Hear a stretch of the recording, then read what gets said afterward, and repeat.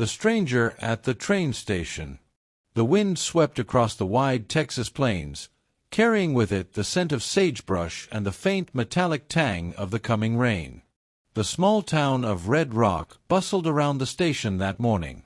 Wagons rattled down the dusty road, mothers called after their children, and a whistle from the incoming train echoed across the valley like a promise or a warning. Ethan McAllister stood at the edge of the platform, one hand resting on the handle of his worn leather satchel, the other nervously adjusting the brim of his hat. He was a tall man, broad-shouldered from years of ranch work, his face weathered by sun and solitude. Folks around town knew him as the Loner Rancher. Not because he was unfriendly, Ethan was kind enough when he had to be, but because he kept to himself. After his parents' passing and years of running the spread alone, he'd built a wall around his heart. Until last winter, when the silence of his cabin walls had grown too loud, and he'd taken pen to paper, answering an advertisement for a mail-order bride. A woman, he hoped, who might soften the edges of his lonely life, bring warmth to the ranch, maybe even laughter back into its empty halls. He had pictured her many times, a fair-haired, English-speaking woman from the East. A schoolteacher, perhaps, or a widow seeking a second chance. Someone who could ride, cook, and talk with him under the stars. The train screeched to a stop, steam billowing. Passengers stepped off, merchants, families, a few drifters. Ethan scanned the faces, heart thumping harder with each unfamiliar glance. Then, near the end, a small, slight woman descended the steps. She wore a plain cotton dress, neat but well worn, and clutched a small bundle wrapped in faded blue cloth. Her hair was black as midnight, braided neatly down her back. Her eyes, dark, almond-shaped, lifted to meet his, and for a moment Ethan forgot how to breathe. She walked hesitantly, almost fearfully, as though every sound and sight was foreign. And in truth it was. When she stopped in front of him, lowering her gaze respectfully, Ethan cleared his throat. "Miss Abigail?" he asked, testing the name of the woman he had written to. She tilted her head, confusion flickering across her delicate face. Then she shook it slowly, clutching her bundle tighter. Ethan's heart sank. "You're not her." The station-master ambled over, scratching his beard. "This here's the lady sent for you, McAllister," he said. "Paperwork says she's your bride." Ethan turned, startled. "What? No, that can't be right. I was expectin' someone else." The station-master shrugged. "Well, seems something changed. Letters don't always tell the whole story." The woman spoke then, soft words in a language Ethan didn't understand. Her voice was lilting, melodic, but the syllables strange. Chinese, perhaps. Ethan had seen railroad workers speak in such a tongue before, quick and unfamiliar. He rubbed the back of his neck. "You don't speak English, do you?" She only looked at him with wide, uncertain eyes. For a long moment, neither spoke. Around them, the crowd dispersed, wagons rolled away, and the platform emptied. Ethan stood with the weight of decision pressing heavy on his chest. He could walk away, send her back on the next train, pretend none of this ever happened. But as he looked into her frightened eyes, something tugged at him. She was alone, just as he had been. Finally, he tipped his hat. "All right, then. Come with me." He picked up her small bundle and led her toward his wagon. She followed, silent as a shadow, climbing up beside him with a hesitant grace. As they rolled out of town, the horses' hooves striking against the dirt, Ethan tried to speak again. "My name's Ethan," he said slowly, pointing to his chest. "Ethan." She watched his lips, then nodded. "Ethan," she whispered, her accent soft but clear. Something stirred in his chest at the sound. "And you?" he asked, gesturing to her. She hesitated, then placed a hand lightly over her heart. "Li Mei." Ethan repeated it, clumsily. "Li Mei." Her lips curved into the smallest of smiles, and for the first time Ethan thought maybe, just maybe, the world hadn't sent him the wrong bride after all. The ranch stretched wide across rolling hills, dotted with cattle and framed by the distant rise of the Rockies. When they arrived, the sun was beginning its slow descent, painting the sky with streaks of pink and gold. Ethan helped her down from the wagon. She stood, looking around with wonder and uncertainty, clutching her bundle as though it were her only anchor in this strange land. He led her into the cabin, a sturdy, modest home with wooden floors, a stone fireplace, and the smell of cedar lingering in the beams. It was neat, but sparse. A man's home. You'll be stayin' here now," Ethan said awkwardly, gesturing around. I'll fix up the spare room." She looked at him, head tilted, not understanding. But when he pointed to the bedroom door, she nodded faintly. That night, they sat across from each other at the table.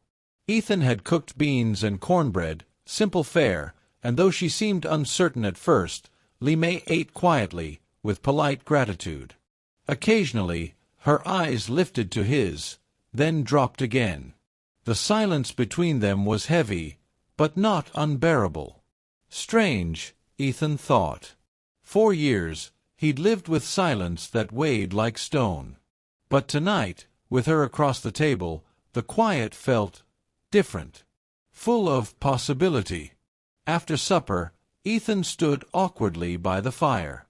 "I reckon we'll figure things out," he said softly, though he knew she couldn't understand. "Maybe this ain't what I expected. But you're here, and I'll do right by you." Li Mei watched him, her dark eyes glinting in the firelight. And though she said nothing, Ethan felt a warmth spread through the cabin, as though her presence alone had begun to chase away the cold edges of his solitude. Outside, the coyotes howled at the moon. Inside, the loner rancher and the woman who spoke no English sat in a silence that was slowly, gently, becoming something like the first thread of love. The language of the heart. The first weeks were not easy. Ethan rose before dawn as he always had, the smell of coffee and the sound of cattle calling him outside. The ranch didn't wait for anyone, not even a new bride. Li Mei would watch him through the window as he saddled his horse, her small figure framed by morning light.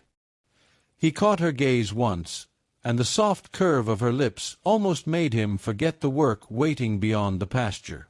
But when he came inside after long hours, the silence pressed on them both. Ethan would try words, slow and careful. She would tilt her head, her brow furrowing in concentration, and sometimes she would laugh, a sound like silver bells, when he stumbled over a word she recognized. One evening, Ethan pulled a book from the shelf, a tattered English primer. He set it on the table, pointing at the word bread and then at the loaf before them. "Bread," he said firmly. Li Mei's dark eyes flicked from the word to the food, then back to his face. "Ed," she repeated, her accent delicate, her lips forming the shape as if tasting it. He grinned without meaning to. "That's it. Bread." Her smile answered his, shy but bright. Day by day, they built a fragile bridge of words. Water, fire, horse, home. But there were things the book could not teach. How to say "I miss you," or "I'm afraid," or "I think of you when the stars rise."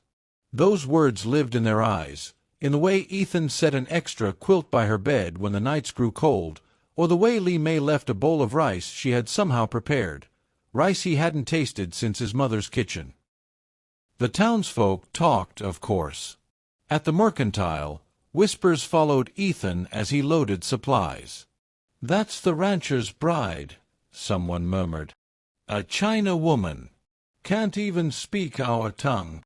Reckon he ordered one thing and got another, another snickered. Ethan's jaw tightened. He said nothing, but when he returned to the wagon, Li Mei sat quietly, her hands folded in her lap. She had heard the tones, if not the words. Her eyes lowered, ashamed. Ethan reached over, placing his rough hand gently on hers. She startled, then met his gaze. "Don't mind them," he said softly. "They don't know you. They don't know your heart." She couldn't understand the words, not fully.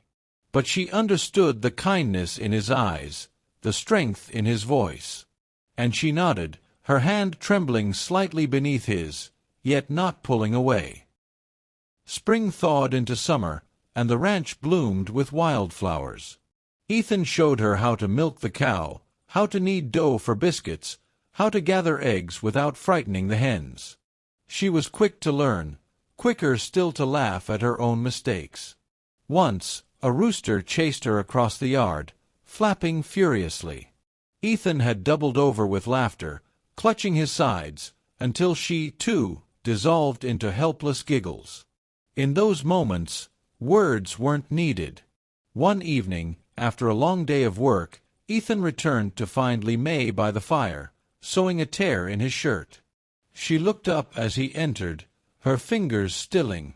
The sight of her there, in his home, tending to his things, hit him with an ache he hadn't expected.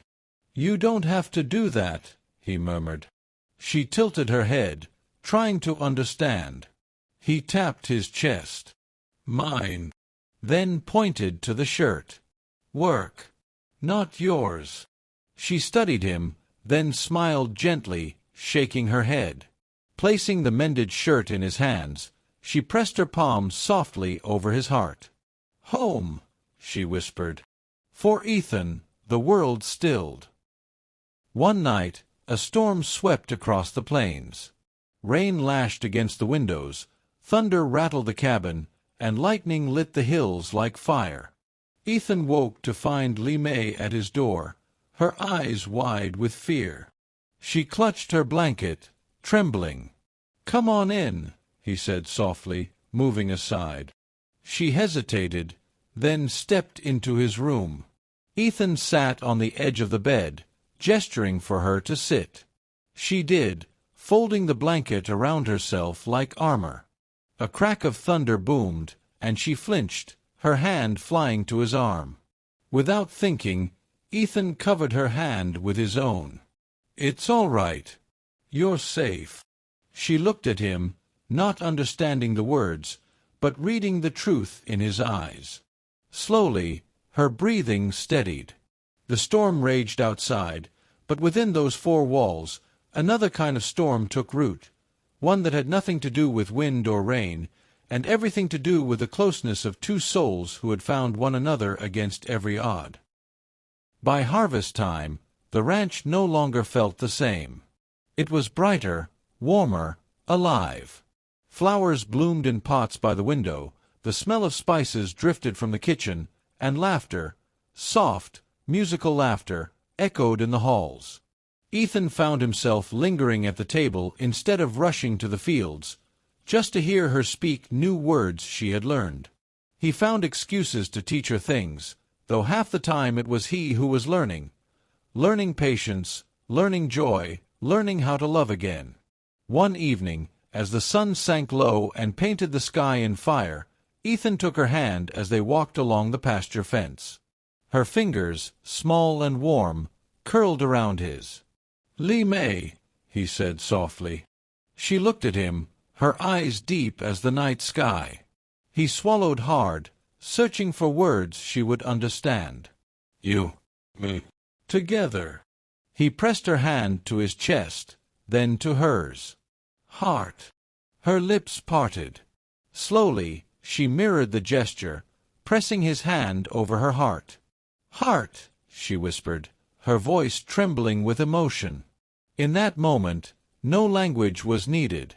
Ethan bent, brushing his lips gently against her forehead. She closed her eyes, leaning into the touch, and the loner rancher knew that he was no longer alone. They had been strangers, separated by culture, by words, by miles of difference.